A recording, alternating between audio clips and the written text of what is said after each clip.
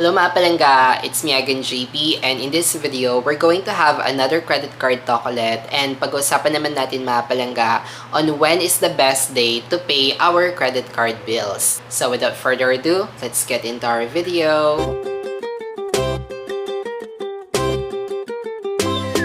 Nakakatuwa kasi parang ang dami nyo nanonood ng mga credit card videos ko at dahil love ko kayo, I decided to have another credit card talk ulit. And yun nga mga palangga, pag-usapan natin when is the best day to make a payment for our credit card bills. And probably most of us will going to answer that question na the best day to make a payment for our credit card bill is on or before due date, which is tama naman mga palangga para ma-avoid natin yung mga late fee, finance charge, or interest or other fees pa. Pero alam nyo ba mga palangga na meron pang the best day to make a payment for our credit card bill? At bago kayo reveal sa inyo mga palangga yung best day in making payments for our credit card bill, napansin ko lang sa BPI credit card limit ko na nagre-reset yung na-utilize kong credit after making a payment.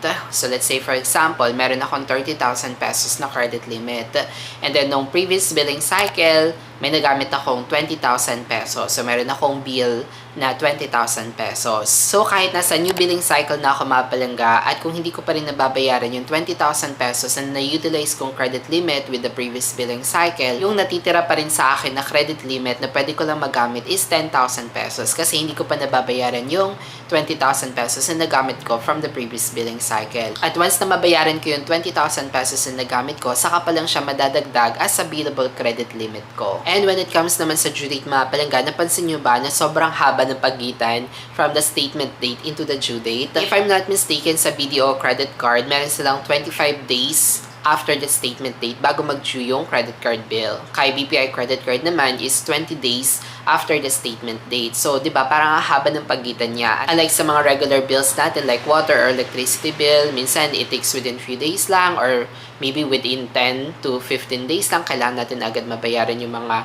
Meralco or di kaya yung mga water bill natin. So, parang mas mahaba yung pagitan pagdating kay credit card compare sa mga regular bills natin. And now, gawin natin scenario mga palangga yung credit card billing cycle ko. So, let's say for example, yung last bill ko na na-receive ko noong February 7, which is my statement date, ang nagamit ko for the whole billing cycle last month is 20,000 pesos. Tapos, ayun nga, meron nga akong 30,000 pesos credit limit. So, kung magde-decide ako mga palangga na sa due date ko pa babayaran yung nagamit ko from my last bill, which is, ang due date ko pa is February 27. So, that means, sa February 27 pa nga, ma-reset yung aking nagamit na credit limit. At simula nung February 8, up to present hanggang sa hindi ko pa nababayaran is kailangan kong mapagkasyahin yung natitira ko lang na credit limit, which is for me is baka hindi siya maging enough at baka mag-cause siya ng overuse of our credit limit. At alam nyo ba mga palangga na may bad effect yung pag-overuse ng ating credit limit sa ating mga credit score? So that means hindi pa rin talaga the best day yung pagbayad ng ating credit card bill on the due date or malapit na mag-due date yung ating bill saka natin siya babayaran. So for me, hindi siya yung pinaka the best day kasi nababawasan or nauubos yung ating credit limit. So, ano nga ba yung pinaka-the best day para magbayad ng ating credit card bill? The best day to pay our credit card bill, mga palangga, is right after we receive our statement or right after our statement date. So, let's say for example nga, yung ating statement date is nung February 7 pa. So, kung binayaran ko siya mga palangga right after yung na-receive ko yung statement, let's say February 8 or February 9, madadagdag na siya as additional credit limit ko na magagamit ko with my current billing cycle from February 8 to March 7. May mga palangga din ako napapansin na binabayaran agad yung kanilang credit card bill usages. Yung tipong wala pa nga ang credit card bill or wala pa yung statement pero binabayaran agad early yung kanilang mga nagamit. So let's say for example is gagamitin nila yung credit card nila for groceries ngayon, tapos mamaya babayaran agad nila sa kanilang online account. So, ang nangyayari tuloy is nagkakaroon ng multiple payments kasi bawat transaction nila sa kanilang credit card is binabayaran din agad nila. For me mga palangga, hindi ko siya marirecommend as best time to make a payments kasi meron siyang dalawang downside. At isa nga sa downside mga palangga, it creates confusion kasi kapag babayaran natin siya mga palangga, tapos mamaya meron pa natirang mga charges, minsan mafe-feel natin para tayo na-overcharge kasi inisip natin, nabayaran ko na to bakit may natitira pang bill? Bakit meron pang outstanding balance? So, nagkakaroon tuloy ng confusion kasi nga yung mga multiple payments natin is nagkakagulo na siya in just one statement. And the second downside mga palangga, pag dumating na yung ating credit card bill o yung mga statement natin, dahil nga nag-early payments na tayo, so magre-reflect sa statement natin na zero, na wala tayong kailangang bayaran, zero yung usages natin, at kung puro zero mga palangga yung nagre-reflect sa statement natin monthly, so parang hindi natin ginagamit yung ating credit card. Kasi sa first page pala ng credit card bill natin mga palangga, hindi agad doon nagre-reflect yung mga transactions or yung mga activities na nagamit natin sa ating credit card. Doon pa siya sa mga next pages. Usually sa first page ng bill natin, doon nagre-reflect kung meron ba tayong past due, ano yung outstanding balance natin. So kung puro zero yung nagre-reflect doon mga palangga, tapos darating yung time na gagamitin natin yung ating credit card bill as supporting documents dahil na kapag magpa-file tayo ng mga loan or sa saling loan application, so may mga times na mag-request sila ng ating credit card statement or yung credit card bill natin. So kung puro zero naman yung nagre-reflect sa ating credit card bill, so mamaya kapag magpa-file tayo ng loan, tapos i-check nila yung ating credit card statement, pagdating pa lang sa first page, baka isipin nila wala tayong ginagamit sa ating credit card. For me, hindi ko marirecommend yung early payments and hindi siya best day in making payments sa our credit card. So, i-summarize ko sa inyo mga palangga yung magiging tips ko in this video. So, number 1, mas magandang magbayad ng ating credit card bill once na ma-generate siya or after niya ma-generate or ma-issue sa atin.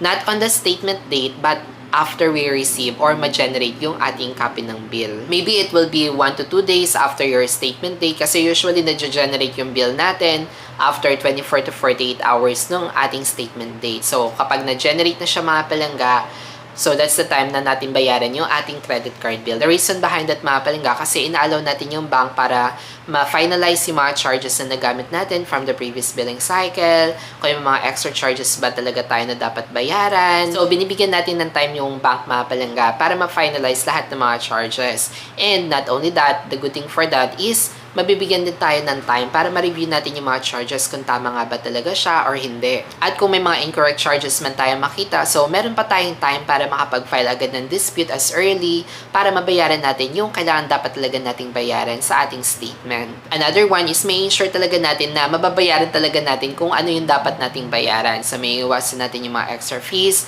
may iwasan natin yung mga confusion. So for me, hanggat hindi nyo pa nare-receive yung statement nyo mga palangga, huwag nyo muna bayaran yung bill nyo. Kailangan ma-monitor muna natin kung ano talaga yung mga charges na meron tayo bago natin siya bayaran. Now, kung alam nyo naman mga palangga na statement date nyo na mga nakarang araw tapos wala pa rin kayo na-receive na bill, mag-initiate na tayo na i-double check natin sa online account natin, i-download na agad natin yung mga available bills doon, or tumawag na tayo sa ating mga customer service ng ating mga credit card para maka-request tayo ng copy ng bill kasi obligation and responsibility natin yon. So, ang second tip ko nga sa inyo mga palangga is avoid making or early payments. Yung wala pa namang bill, so wag muna agad natin bayaran yung ating credit card. At saka hindi maganda yung gagamitin mo yung credit card mo ngayon tapos mamaya babayaran mo agad yung nagamit mo. So, I think hindi siya recommended. Nag-credit card pa tayo. So, ang gawin natin mga palangga, ipunin na lang muna natin yung pambayad natin sa ating credit card o sa mga usages ng ating credit card. At antayin natin yung ating credit card statement, saka natin siya bayaran ng isang bagsakan lang. So, ang gawin nyo mga palangga, i-save nyo muna siya sa isang savings account. Madami na ngayon mga savings account na pwede nating magamit or ma-open for free. At saka ang dami na ngayon mga digital savings,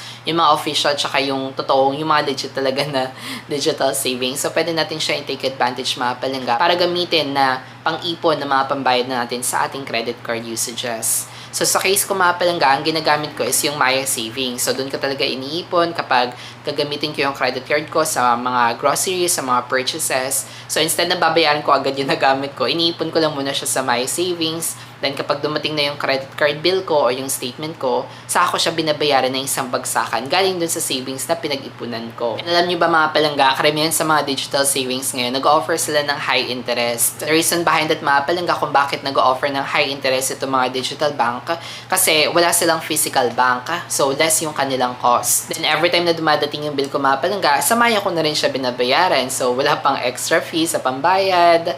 And then, isang bagsakan ko lang din nababayaran yung bill ko. Plus, kumita pa ako ng interest dahil dun sa cash flow. And the third tip ko sa inyo mga palangga, bago mag-end yung video na ito, is always make a tracker. So, ang ginagawa ko mga palangga, every billing cycle is tinatrack ko talaga yung mga nagamit ko, like yung mga total usages ko, each transaction na meron ako sa isang billing cycle, at tinatrack ko talaga kung saan ko sinave yung pambayad or saan ko makukuha yung pambayad ko doon sa usages na yon at kung kailan ko siya nabayaran. And the good thing with this tracker din mga palangga is napapadali niya yung pagre-review ko every time na dumadating yung aking bill or yung statement. Kasi madali ko na lang siya na ma-match kung tama nga ba yung mga charges na meron ako sa statement ko doon sa tracker na meron ako. Another one, nabibigyan niya rin ako ng expectation kung magkano nga ba yung dapat kong bayaran for this current billing cycle at saka nasisave ko pa yung mga transactions na meron ako from the past, magkano yung nabayaran ko from the past, at namamonitor ko pa kung nabayaran ko na ba tong bill na to or hindi pa. Anyways, that's it for this video. I hope na may natutunan kayo mga palangga. If you do, please like and subscribe